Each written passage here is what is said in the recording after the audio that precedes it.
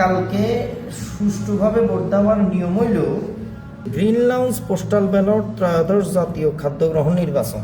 তোমার যে মার্কা, এই মার্কাগুলো যদি এরকম করে থাকে, ভোট দেওয়ার নিয়ম হইলেও তুমি প্রথমে ঠিক এই জায়গায় ভোটটা যখন সিলটা মারবে, সিলটা মারার এই ঠিক একদম মাঝখানে, খবরদার দাগের উপরে উঠতে তো না, দাগের নিচেও নামতে হতো না। কি হয়েছে বুঝছো না?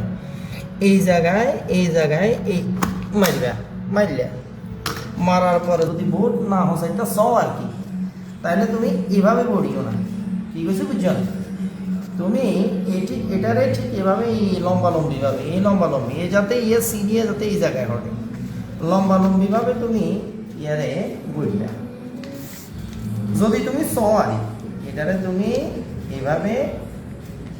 এভাবে বড়াদি জমা দিছো দিলা। আর যদি মার্কাগুলো ঠিক এভাবে দেওয়া আছে, জামাই ডালা মার্কা, ওভেন বেক পাস্তা মার্কা, হায়দ্রাবাদি বিরিয়ানি মার্কা, পিজ্জা মার্কা, যদি এরকম করে যদি দেওয়া থাকে, তাহলে তোমার ভোটের নিয়মটা হলো কি, তুমি দেখো এই ঠিক মনে করো তুমি ওভেন বেক পাস্তা মার্কা, তুমি এখানে এই সিলটা মারলে, এটাকে এমনি করে বলবে। কি কারণে বলবে? এইভাবে যদি না বড়, তোমার ঠিক এই যে এই সিলটা যাতে এই ঘরের ভিতরে থাকে, এই ঘরে চলে গিয়ে, তাহলে কিন্তু ওই জামাই ডালার লগে মিক্স হয়ে যাবে, আর ফ্লেভার দুইয়ান হয়ে যাবে। কি হয়েছে বুঝছো না?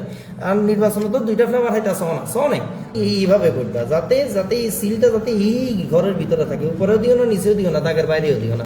এবার এইভাবে করে বটবা, বড়ি এভাবে জমা দিন চলে আসবে।